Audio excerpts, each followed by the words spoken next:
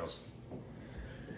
Tri-tip tonight, but I do this way. I actually treat tri-tip like this a lot. I love tri-tip. It's, no, 1 second. Alexa, dismiss. So, tri-tip steaks. I usually do this when I have plans for some of the cutoff because there usually is some, it's triangular, it's hard to get a steak out of it. I know a lot of guys that have done the tri-tip steaks, they cut it a little bit differently, this and that. I've done this a ton of different times. First time I did it, it just blew my mind. I mean, you gotta realize this comes from the top sirloin, except it has a ton of marbling in it. And when you cut them as steaks, treat them like steaks, season them like steaks, they are, seriously, it is next level. I know some guys, unfortunately, a lot of East Coast, it's hard to come by a tri-tip. I had a hell of a time finding them when I was in Michigan. Sam's would pop up with them every once in a while. Then when I was in Vegas, they were plentiful, and even here, I find them quite a few of the stores actually, and of course Sam's Club, Costco. I honestly prefer Costco when it comes to the tri-tips, simply because I can get them in a bag or my Restaurant Depot, and it's basically just a bag of unpeeled tri-tips, usually about 60, 70, maybe $80. You get like 10 tri-tips in the bag, man. It's the way to go. But anyway, this is how I do my tri-tip steaks. Tri-tips, with the grain, the way the grain runs, they can be a little tricky, but by doing it this way, you eliminate that. I have, many times as I've done this, I've never come into a tough piece of steak or a tough piece of meat, anything. And I'm serious, if you haven't tried this, they are so good, man.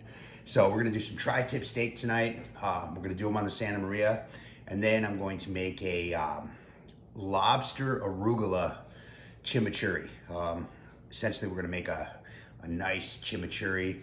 We're going to butter poach the lobster on the Santa Maria, and we're gonna use a little bit of that in the chimichurri, and then we're gonna top our chimichurri on our steak with our butter poached lobster. And I've got some others. I'm gonna do some potatoes and stuff like that, but whatever, Anyway, let's cut the steak up. So here we got our tri-tip. Now what I like to do, for one, I just kind of force it straight. Now these steaks usually come out long, but you always have a couple of real long ones, and then they get shorter. Now this tri-tip, actually, I lucked out because it doesn't have such a big, a big curve on the one end.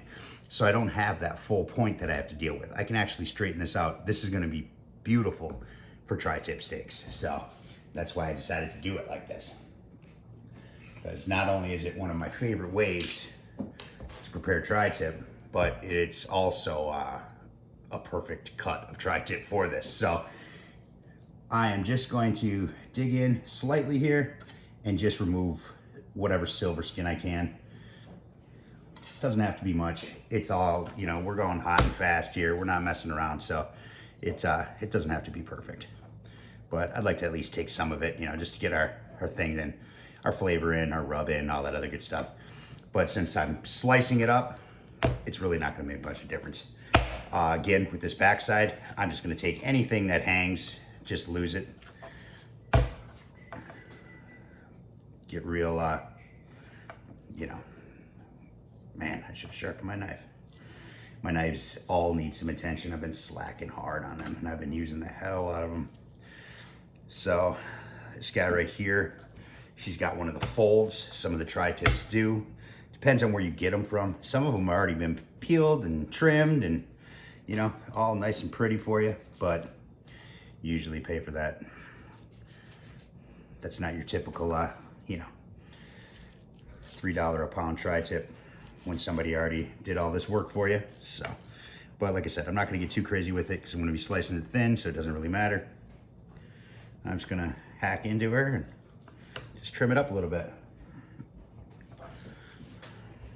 And it's gonna be good. Just like that. That'll be perfect. Good enough. Good enough.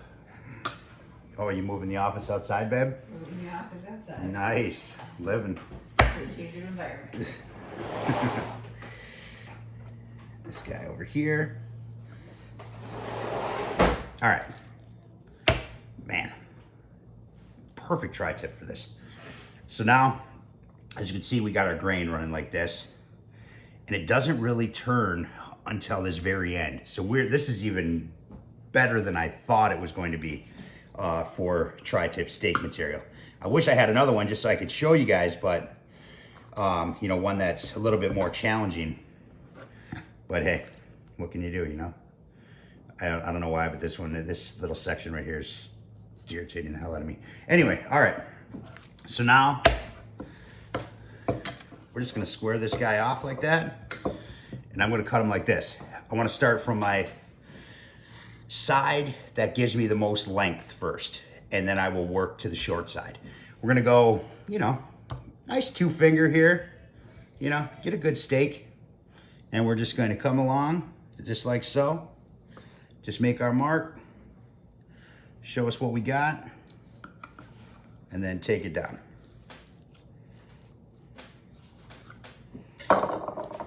Just like that. Look at that, guys.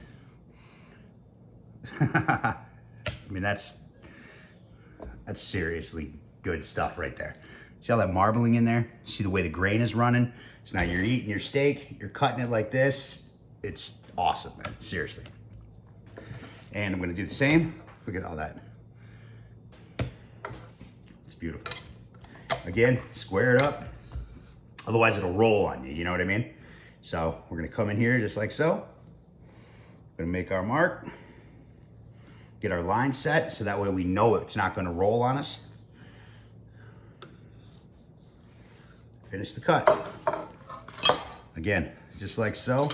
I'm gonna go down here at the end. I'm using these for, I have a plan. So I thought I would get a lot more trim off of these, but I didn't realize that the tri-tip was literally a perfect candidate for steaks.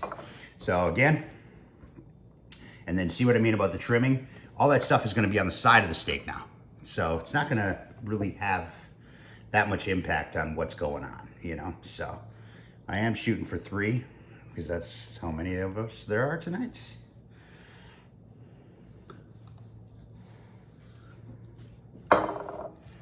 Man, that's awesome.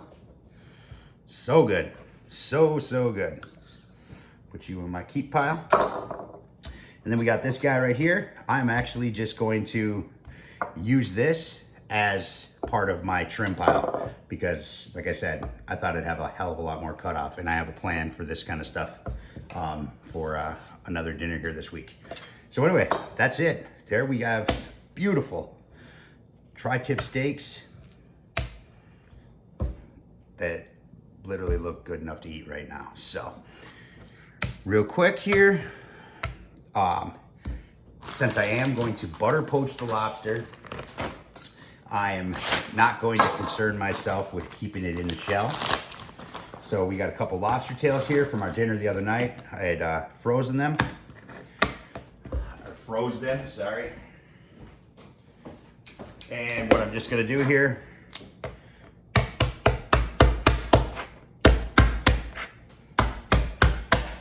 just snap that, there's that membrane that holds that shell to the meat. I like to break that before I cut it. Let's take our scissors, run them along the back of this guy.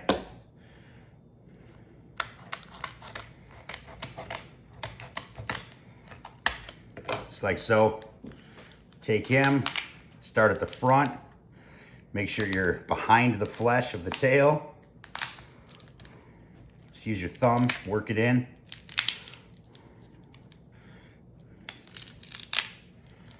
And just spread it out. Use your thumb to separate that nice meat from the shell. All the way down the side here. Snap them back. This one's breaking apart more than usual. Start right at the front here. Run your fingers down. pull it right out of the tail because there's still a lot of meat down there in that tail. So you want to make sure you pull it out. And then that's what we're going to use for our lobster tails. So I'm going to bang this other one out. Then we'll come back and get some things seasoned up. All right, got the Santa Maria lit. Got the coals ripping. They're actually super ripping because I got sidetracked. I didn't realize what was going on. It's taking too long. But anyway, let's build our chimichurri. So first, we got about 2 cups of arugula. Yum, love arugula. I don't know if I've said that before. And about a cup of Italian flat leaf.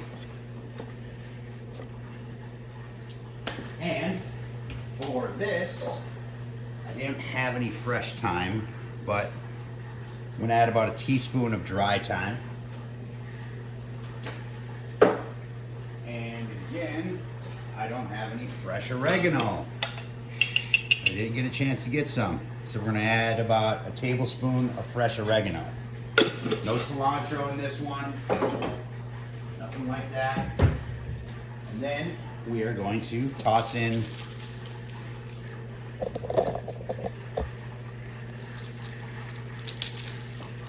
about 4, depending on the size here, maybe 5. Let's see what I have on this one last bulb.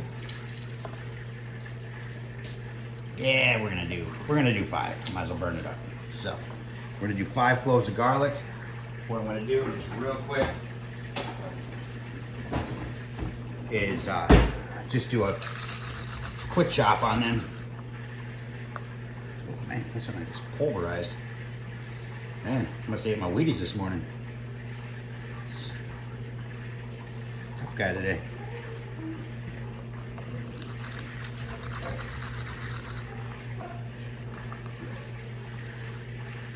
Get this all done here.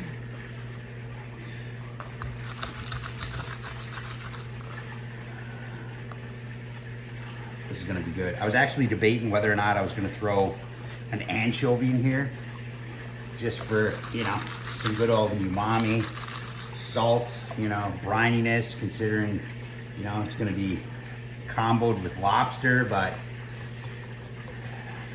I think the lobster and then finishing it with a little bit of the lobster butter, you know, the butter that I poached the lobster in, I think that'll give us plenty of that. So this, I'm just gonna break them up a little bit, just to, so the food processor don't have to work so hard, you know? So we got our garlic in there. That's it. Now, we're gonna take this lemon. We're gonna hit it with, oh, you can't see me right now. Just gonna hit it. Oh, Maisley, don't touch it. Thank you. Woo! Buck wild in here. I'm gonna zest half of this and the other half I'm gonna do after. Just like that. And we're gonna do half of the lemon juice right now as well. All right. Just gonna start it out with a little bit of grapeseed oil.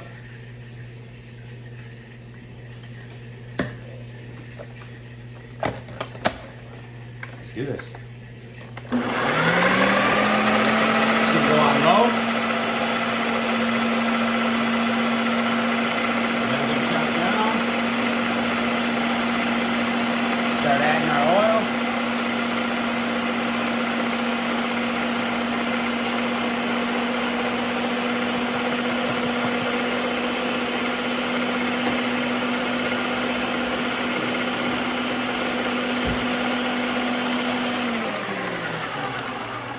See what she looks like.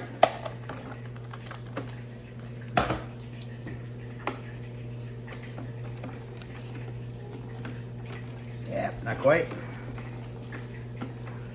Smells damn good though.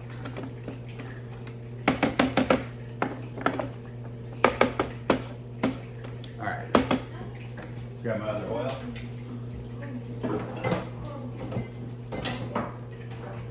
And over here, I'm clarifying some butter, just low heat. Want this nice and loose. But nice low heat over here. Unsalted butter. So you gotta remember when you draw that butter, it's gonna concentrate. So you definitely wanna use unsalted butter when you make some clarified butter. It's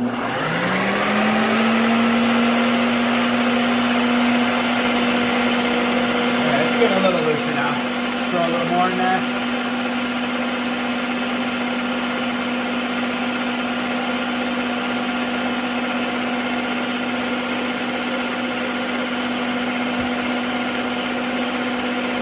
And a little bit more, we should be good.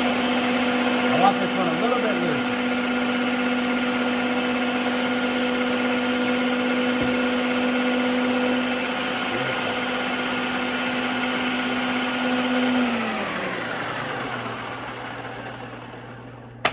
All right, so now we just want to add a little bit of love to that.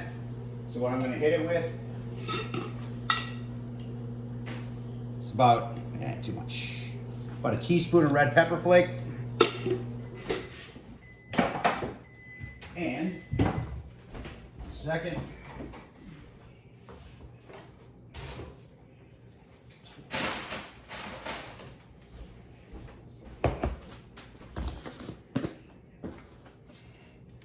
teaspoon of black pepper.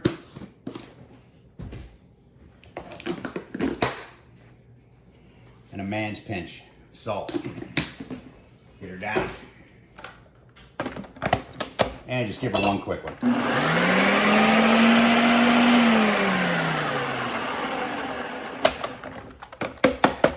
Well, that's it. That looks pretty good, guys.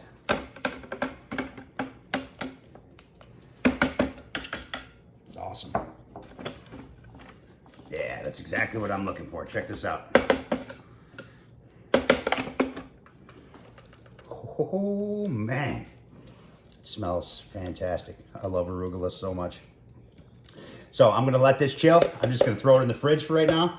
And then what we're gonna do is we're gonna add just a little bit of our lobster butter after we poach our lobster. Just right at the end, we're gonna hit it with some more zest and another pinch of lemon juice, and we're gonna be good. All right, guys, so we're out here. That's how I got my coals. Like I said, they're burnt down. They're glowing red. A lot more time. Got a burning piece of oak over here just to add a little smoke.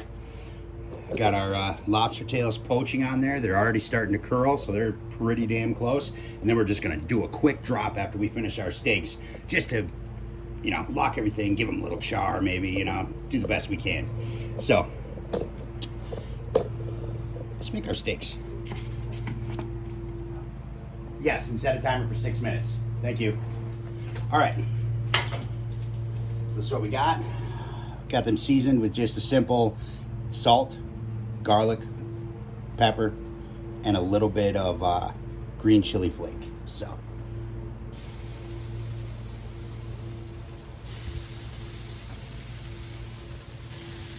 Just like so. Give those guys about a minute. Now they're thin steaks, so like we were talking before, you know. Yeah, I know, don't touch them. But I don't want gray, man. I don't want gray on either side. I want it red all the way through. So when you let it sit too long on one side, it starts cooking through. You know, you want it to all cook evenly. And then plus by flipping them, you know, you're helping that, you know, Maillard effect, which gives you that beautiful crust and that caramelization on them, you know? So don't be afraid to move your steaks, man. It's my opinion. I know a lot of people do it. I think even Jess Pryles, Hardcore Carnivore, I've heard her talk about it many times, you know? Keep them things moving, man.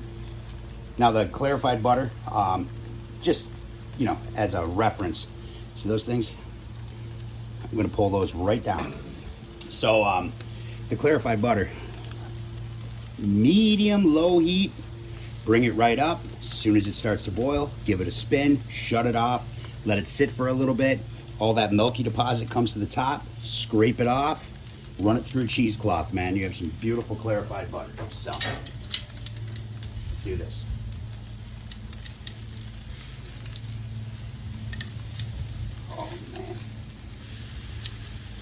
seriously cannot. Just can't wait to eat these things. Love these things. So I'm gonna let these go. About a minute or so, maybe a little less, 30 seconds, 45 seconds, flip them, and just get them done. I wanna take them to around that 125 mark. Since I am going hot and fast, there's gonna be some residual. I'd like them to finish around the 130, you know, in that medium rare zone, you know, especially with tri-tip. That's how I like my tri-tip. So I like it done a little bit more than I like what you'd say like a ribeye or whatever, you know. So I'm gonna bang these guys out.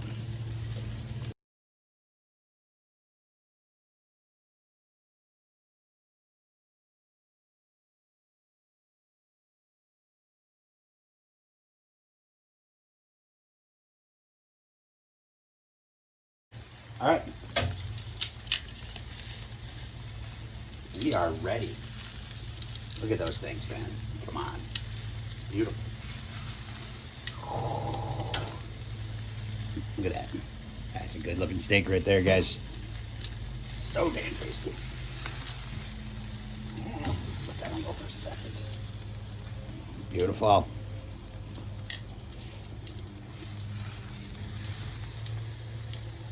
Nice. Love it. All right, so I'm gonna throw them off to the side here. Let me just give this thing a quick brush. And then, let's do this. I'm gonna toss our tails here. A little bit of butter. Give them a char. Just a second. Won't take much. Just to get some of that grill flavor on them things, you know? Let them flames kiss them a bit. They're real close, so we got a little bit of give on them. Make a ruckus, let some of that stuff fall in them flames.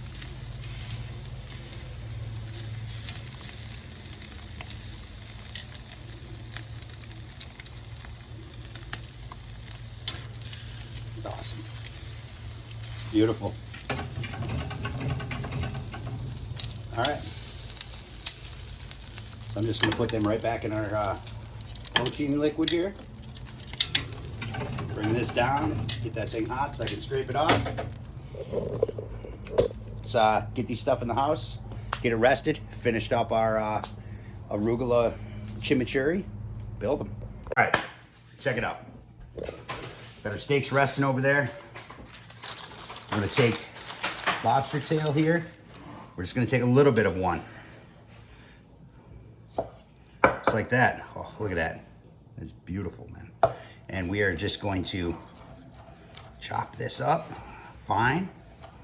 Doesn't need to be much. It's gonna be mixed with the big lumps, but I just want this in there. I want that flavor in there. And then we are gonna toss that right in our chimichurri. You see me?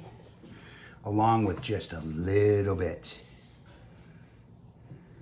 like a tablespoon, I guess you would say, of our lobster poaching butter, and just give this a turn. Oh, come on, man. This shit's illegal in 8 states, guys. Look at that.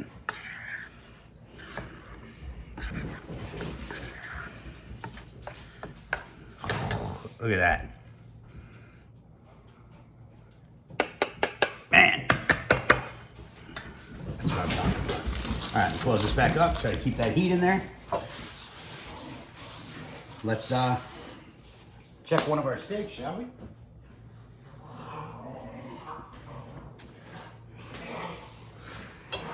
All right. Let's go right here. Man, I'd like to see right there, guys. Look at that. Beautiful. So beautiful. Let's try it. Man, I just love it. Just straight up love it. Man. That beefiness and that meatiness of tri-tip, I don't know. It's hard to describe. It's damn good though. So, all right. So we're just gonna toss these on a plate. Gonna hit them with our chimichurri. I'm gonna take the other 2 lobster tails, make some big slices, drop them guys on there.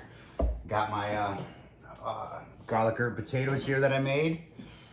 That's it, man. We're gonna be digging in. So, all right, that's all I got. Later.